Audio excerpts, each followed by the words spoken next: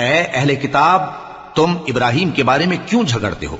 حالانکہ تورات اور انجیل ان کے بعد اتری ہیں اور وہ پہلے ہو چکے، تو کیا تم عقل نہیں رکھتے؟ دیکھو، ایسی بات میں تو تم نے جھگڑا کیا ہی تھا جس کا تمہیں کچھ علم تھا بھی، مگر ایسی بات میں کیوں جھگڑتے ہو جس کا تم کو کچھ بھی علم نہیں؟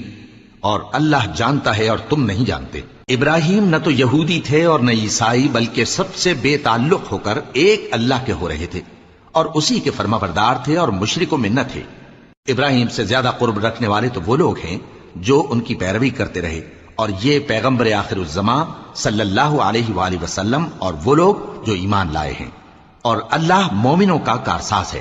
اے اہل اسلام، بعض اہل کتاب اس بات کی خواہش رکھتے ہیں کہ کسی طرح تم کو گمراہ کر دیں، حالانکہ یہ تم کو کیا گمراہ کریں گے، اپنے آپ کو ہی گمراہ کر رہے ہیں اور نہیں جانتے۔